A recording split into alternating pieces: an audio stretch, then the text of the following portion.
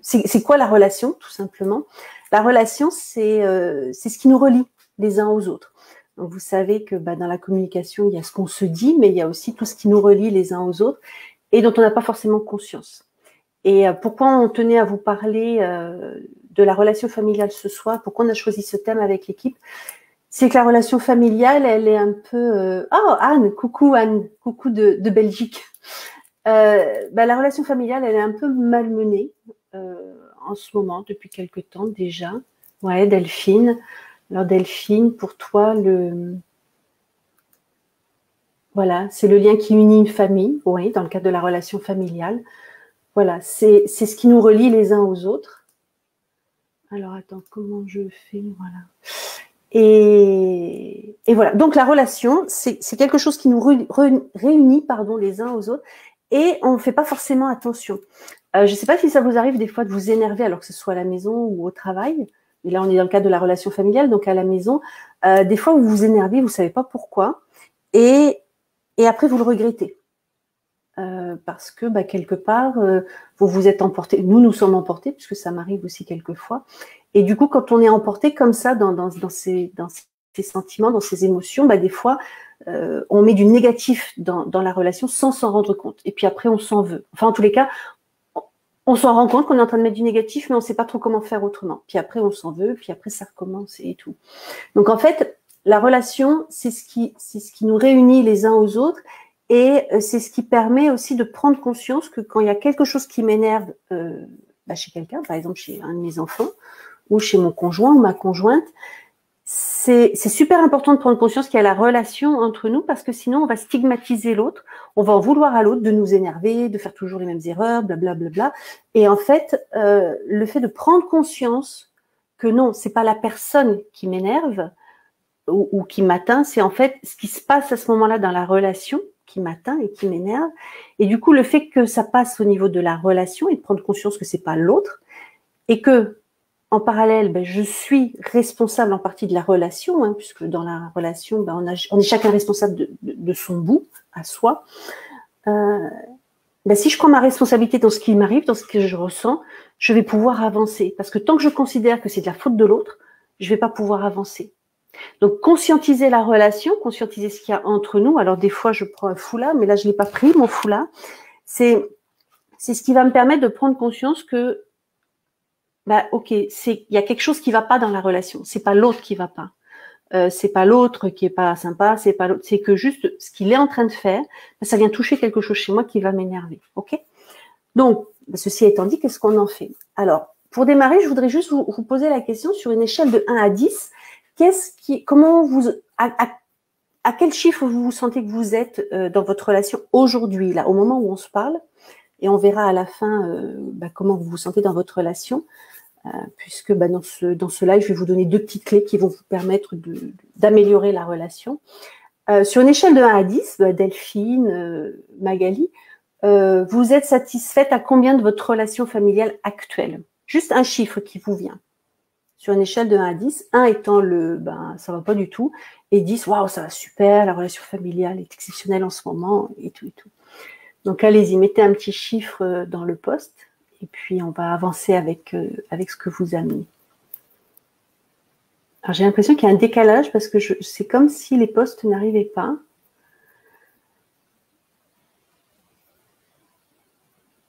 Bon, je continue sans, ou ça arrive?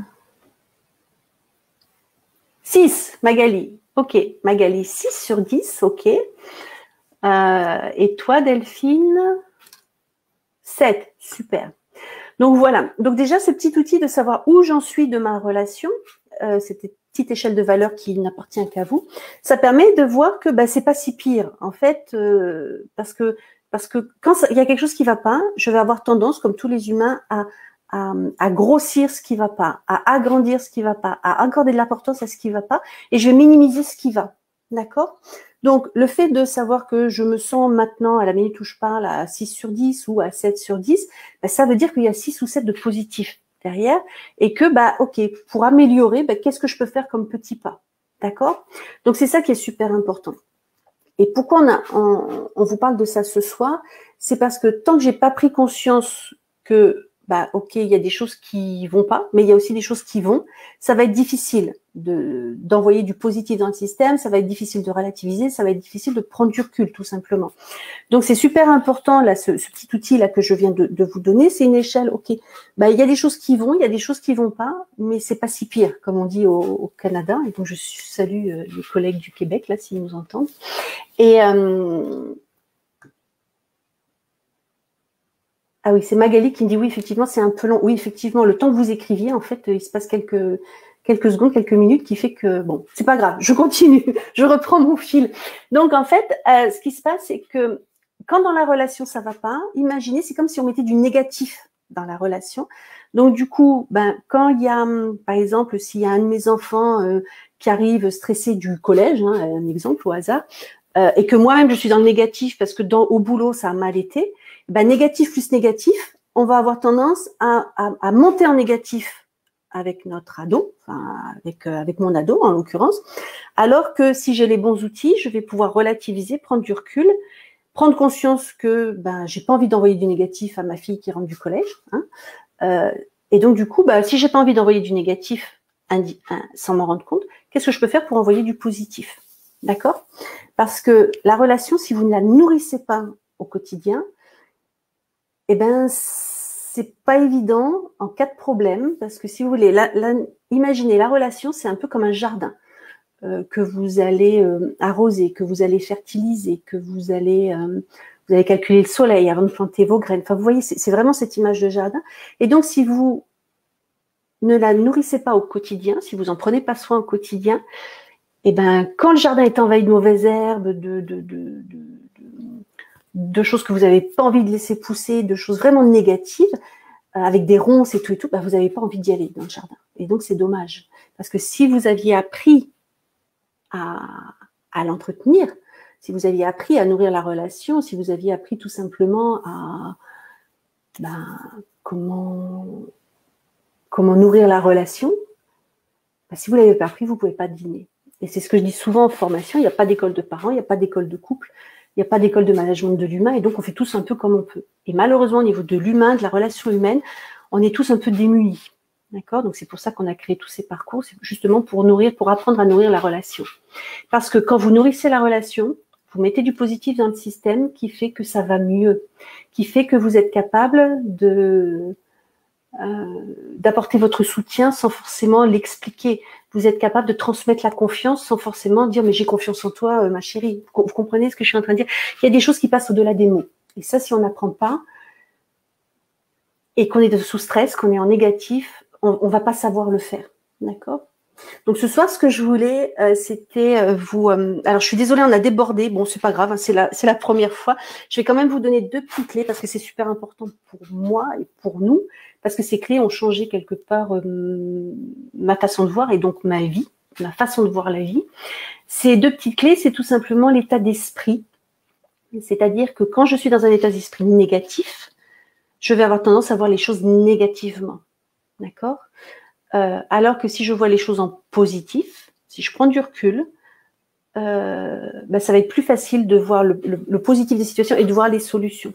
Si vous vivez une situation de stress au travail ou à la maison, hein, peu importe, et que le soir vous rentrez à la maison ou quand votre conjoint, votre conjointe ou vos enfants rentrent et que eux aussi sont dans le négatif, bah, négatif plus négatif, c'est ce que je disais tout à l'heure, je ne vais pas réussir à voir en positif.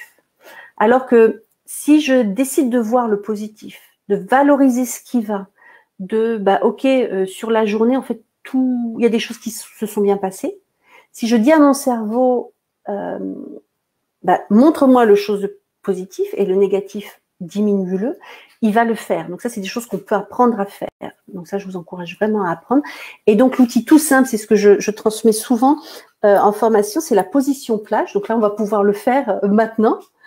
Donc j'ai pas la vidéo, donc je peux vous inviter qu'à le faire. Donc la position plage, c'est tout simple. C'est quelque chose qui va m'aider à décontracter mon cerveau, mon mental, et qui va m'aider à prendre les choses de la bonne façon. Donc la position plage, vous le faites en même temps que moi. Donc vous le faites de chez vous. Vous allez vraiment vous allonger dans votre siège et vous allez respirer tranquillement. Vous allez fermer les yeux Et vous allez, ben, je sais pas, moi, imaginez que vous êtes à la plage, à la montagne, et puis que tout va bien, et puis qu'il y a le bruit des vagues, il y a, enfin voilà, tout ce qui vous va bien. Et vous allez, ben, je sais pas, penser à quelque chose, voilà, un petit problème que vous avez eu dans la journée, et en fait, vous allez vous rendre compte que ce petit problème, en fait, ben, c'est juste un petit événement, un événement à gérer. D'accord? Alors là, je vous le fais un peu en live, je vous fais une petite démonstration. Donc, bien sûr, ça, on pourrait le faire plus précisément. Et puis, bon, si je vous avais, par exemple, on serait sur Zoom, on pourrait le faire ensemble et je pourrais vous guider. Mais c'est vraiment ça. L'idée, c'est que le cerveau, il s'entraîne. Et si je m'entraîne pas à penser en positif, ben, il y a toutes les chances que je pense en négatif. Parce que malheureusement, ben, les situations qu'on vit en ce moment, l'éducation qu'on a reçue, l'école à laquelle on a été, ben, on a plutôt pointé les fautes, ce qui n'allait pas, que le positif. Et nous-mêmes, si on n'y prend pas garde, on va plutôt ben, valoriser le négatif et minimiser le positif. Donc voilà, donc la première clé, c'est ça, c'est vraiment entraîner, alors on appelle ça le mindset, l'état d'esprit, qui fait que quand mon état d'esprit est positif, je vois les choses plus positivement. Ok. La deuxième clé, c'est en tant que parent, puisqu'on est sur la relation familiale, c'est une clé que m'a donnée ma collègue québécoise, Geneviève Bélan, que je salue ici. C'est la réserve de patience et d'amour. Parce qu'entraîner le cerveau, c'est une chose, mais si à l'intérieur de moi, je suis en négatif, je prends pas soin de moi, je vais pas m'occuper de moi, je vais pas prendre de temps pour moi, eh ben, je vais avoir plus de mal à gérer en positif. Ok? Donc, la réserve de patience et d'amour, je vous la montre, c'est tout simple. Donc, ça, c'est ma réserve de patience et d'amour. Et ma réserve de patience et d'amour, ben, quand je subis un stress, alors au travail, à la maison, ben, paf, j'espère que je vais pas en mettre partout. Ça se vide. Après, ben, je sais pas, je prends la voiture, j'ai un accrochage en voiture, ça me stresse. Ma réserve de patience et d'amour, elle diminue, hein, vous voyez. Donc là, ça c'est le négatif qui se remplit.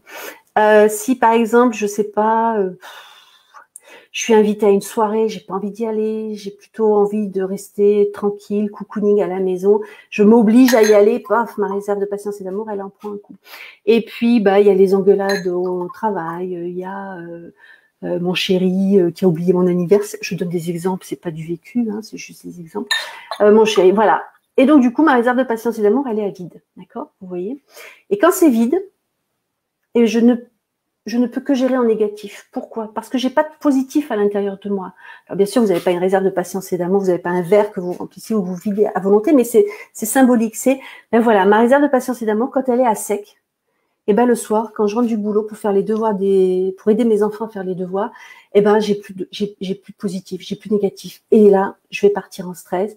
Je vais pouvoir des fois même râler parce que mes enfants vont pas assez vite. Enfin, vous connaissez les situations de la vie familiale. Ok?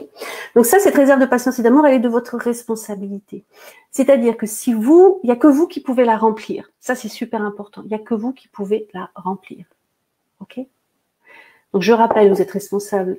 Alors, c'est un peu dur, hein, ce que je dis, mais c'est vraiment ça. Moi, ça a changé ma vie. Quand j'ai pris conscience de ma responsabilité dans ce que j'émettais dans le système, ça a été un changement énorme. Ok? Donc, comment remplir ma réserve de patience et d'amour? Eh ben, c'est en prenant soin de moi. Voilà, j'en mets partout, c'est pas grave. C'est bosser avec ma copine Anne de Belgique pour avancer sur mes projets. C'est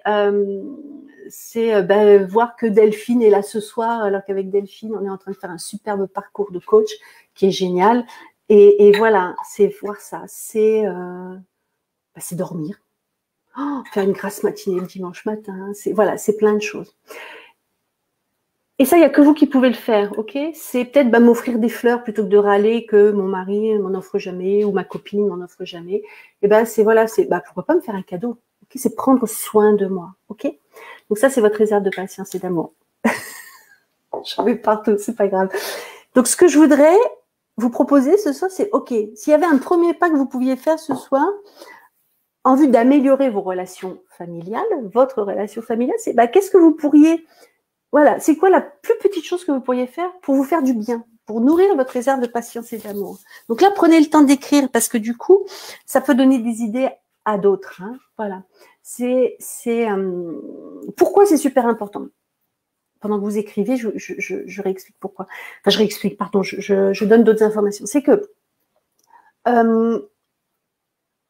vous avez un rôle à jouer. Votre relation familiale, c'est la vôtre. Vous en êtes en partie responsable.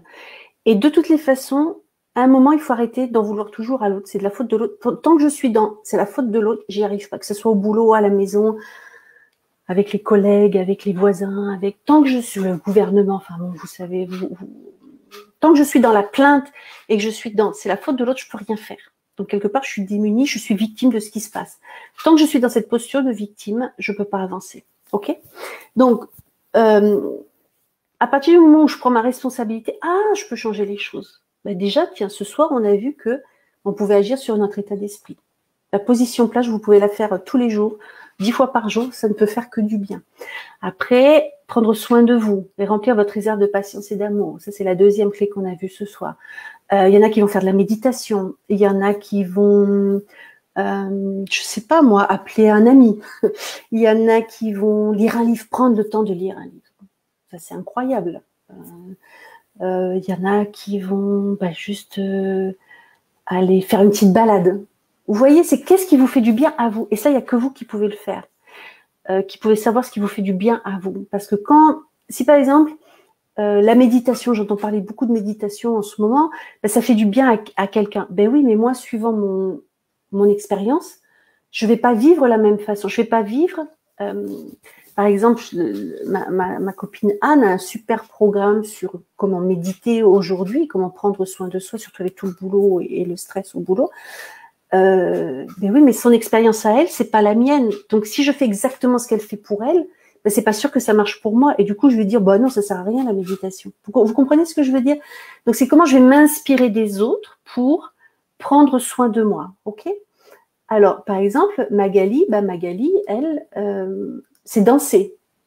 Donc ça, c'est super, Magali, ce que tu amènes comme point, parce que simplement danser, bouger, ça fait bouger au niveau du mental, au niveau des neurones, ça fait bouger le corps, ça permet de changer l'état d'esprit. Essayez-le. Vous n'allez pas bien un jour, en fait, je vous donne plein de clés ce soir, c'est pas grave, c'est la première. Vous vous sentez pas bien, donc quand on se sent pas bien, en fait, techniquement, on va tomber, on va aller dans le négatif, ok? Vous mettez une chanson, alors il faut juste savoir laquelle. Hein. Vous mettez une chanson qui vous donne la pêche, qui vous booste, et vous vous levez et vous laissez aller votre corps et vous allez voir, il va se passer quelque chose. Il va se passer quelque chose d'extraordinaire parce que le fait de bouger votre corps, ça va amener votre mental à se calmer, à relativiser et à vivre l'instant présent dans les sensations corporelles. Ça, c'est génial. Merci Magali. Delphine, je le teste en ce moment. Ah voilà, alors Delphine. Je le teste en ce moment et valoriser le positif avec mes enfants, ça fait un bien fou pour l'ambiance familiale. Ben, bien sûr. Imaginez-vous, je suis vraiment en train de déborder, c'est pas grave. Je crois que je vais les passer à 30 minutes, ces lives. C'est pas grave, c'est pas grave. Valoriser le positif. Imaginez-vous si à l'école, on vous avait dit, écoute, c'est super ce que tu fais. Écoute, ce dessin, il est magnifique. Si on vous avait